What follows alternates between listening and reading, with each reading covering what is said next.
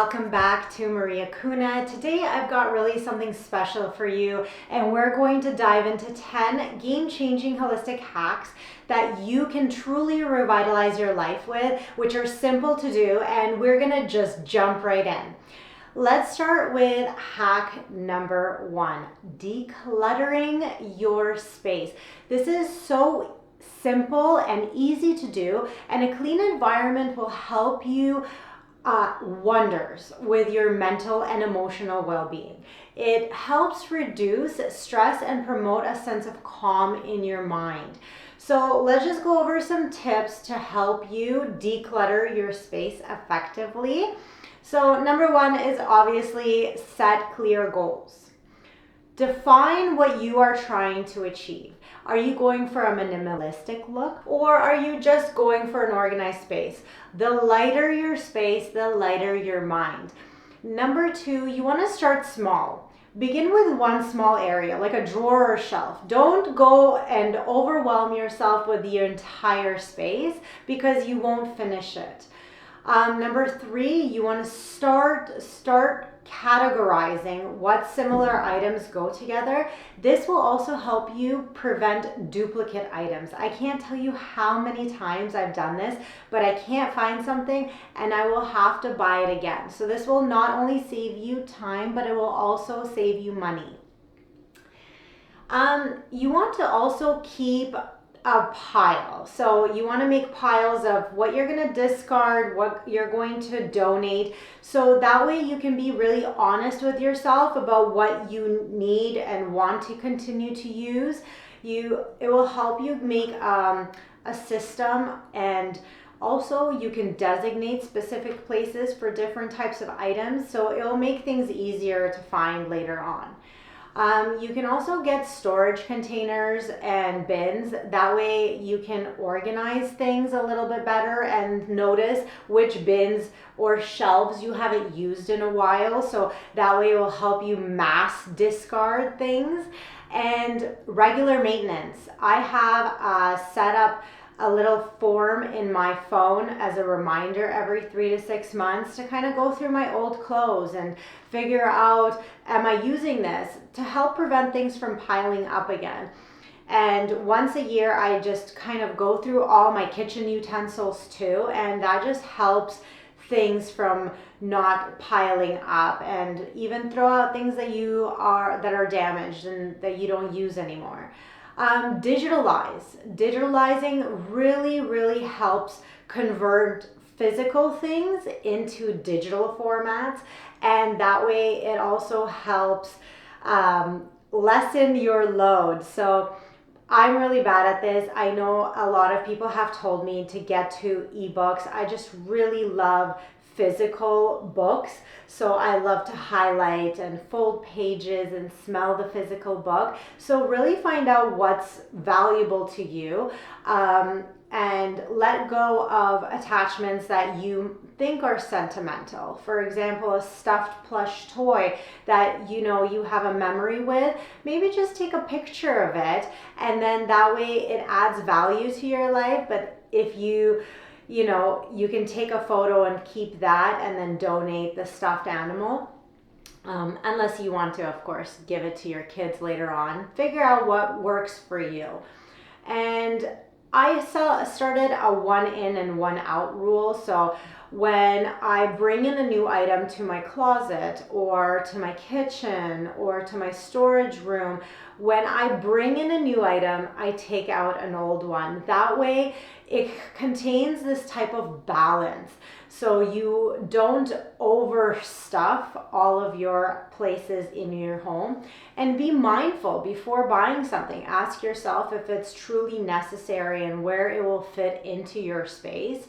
You want to be able to minimize your duplicates, because I know we love a skirt and then we go and buy it in several different colors. So just keep the best and let go of the rest. So 1 in, 1 out. Another way too is clearly when you're storing your containers, is labeling them, and that way it just gives you easy access and you can see what you're using or not. Okay. Hack number 2, mindful eating. So nourishing your body with whole nutritious foods. When you're practicing mindful eating, you want to savor each bite and listen to your body's hunger and fullness cues. So you want to eat without any distractions. Avoid multitasking when you're eating. So turn off the TV, put away your phone, and focus only on your meal. What this allows you to do is fully engage with the experience of eating.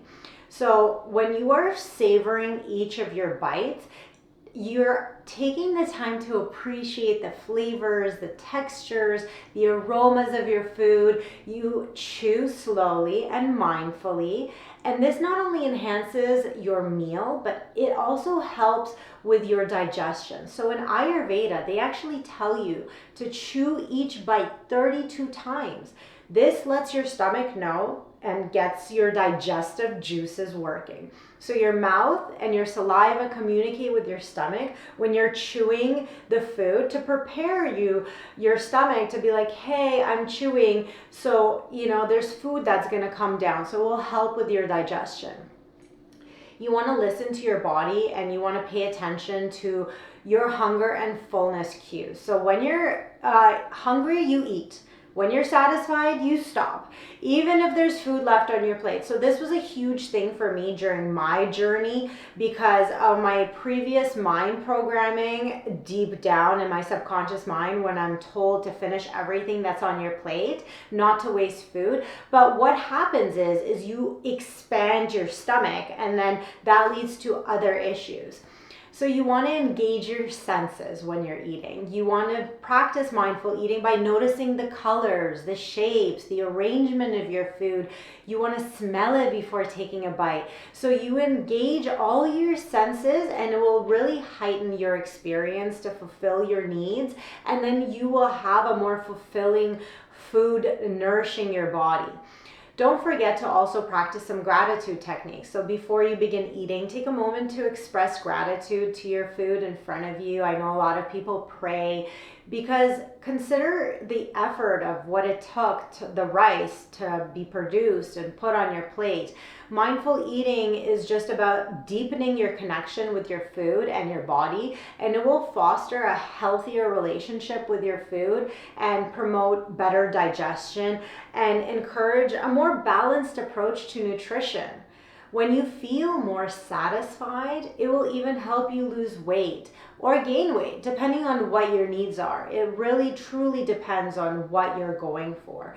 For me, even when I stopped drinking coffee, which it's been 2 months, and I'm going to post a video of my 7 days to quit drinking coffee, I was addicted, but it became so vital for me to let go of my addiction to caffeine because it made me more aware in my body. So you really want to listen to your body more. Hack number three, everybody, we're already there. Embrace movement, whether it's yoga or dancing or peaceful nature walk. Movement is key to your holistic well-being. It boosts your mood, it increases your energy, it supports physical health. Taking the time to enjoy your activities of hobbies, and it's just a huge change for your lifestyle. And yoga is a vital part of Ayurveda, and in most of Western culture, it is used as a great way to really energize and connect with your body. And if you're not into yoga, it's cool. There's places where you feel at ease, like waterfalls or running water down the stream in a park. It will greatly connect you to your senses, which will overall empower your life. And that's just really great to connect with your body even more. Hack number 4 is daily meditation. Taking a few minutes each day to meditate can lead to reduce stress, improve your focus, and have a greater sense of inner peace, which we all definitely need. I want to do a whole video on this because I can guarantee you meditation is a game changer. It took me the longest to bring meditation into my life, and I'll tell you why. Many people cannot sit with themselves today. We hear about ADD and ADHD, and all these thoughts running through your head, and we live in a very fast-paced society today. So the problem with many people is that they think they need to sit down and take 10, 30 minutes, an hour to meditate. And that is all great. I mean, if people can do it, totally, kudos to you. But there are so many different ways to meditate depending on your human design. And this goes back to a book that was written by Alan Krakauer, I believe. And it explains how we are all so different and about how we learn and how we project ourselves. And so when we talk about meditation, some people cannot sit down for 30 minutes to meditate. I can also meditate when I'm on a treadmill or when I'm going on a walk or when I'm even driving. There's so many different ways that you can connect in words that I will definitely make a video about this, but just checking in with yourself for a couple minutes and just checking in to see if you're aligned, if you're grounded, it will allow your brain to relax and it will make a huge life-changing difference for your life. So I definitely suggest that. Hack number 5, we are halfway there, guys. I feel like we're on a good journey already. The basic of your body is hydration for your vitality. So staying well hydrated is crucial for every aspect of your health, from digestion to mental clarity, and drinking enough water throughout the day. When you drink water, it just helps flush the toxins from your body and improves your skin. Those are 2 vital things that will already help you, and it also keeps you hydrated, obviously, and energized, and our body is majority water, so you want to replenish your water. Hack number 6 is practice gratitude. So cultivating a grateful mindset will shift your perspective and enhance your overall well-being. So when you take a moment each day to reflect on what you're thankful for, it will get you to thinking your thoughts into paper. So get a journal and write down some things that you are grateful for. Just write down 5 top things. It will allow you for freedom in your mind to let go of your thoughts, as well as remind you when you sit down and really think about it, how many things you have in your life that you're grateful for. You're acknowledging them. Write yourself thank you notes and really feel the thank you. Like, accept the thank you. When somebody walks past you and says, oh my God, you look so beautiful, a lot of us are, oh, thanks, thank you. But do you feel it? Really practice being grateful for yourself throughout the day, even if things are not going your way. There's actually a story that I read about this, and it was a girl who had everything bad happen to her, from abuse, from physical and mental abuse and poverty. And at the end of the day, what got her through was lying there in bed, even though life was so tough and nothing was going right, is that she practiced gratitude. Even in the darkest times, by saying, thank you for my eyes to see, thank you for my legs to walk, my arms to draw. If you can't find anything great that happened to you in that one day, be grateful for something simple that you already have that makes a big difference in your life. You can also do random acts of kindness or volunteering that will fill you up with gratitude even more.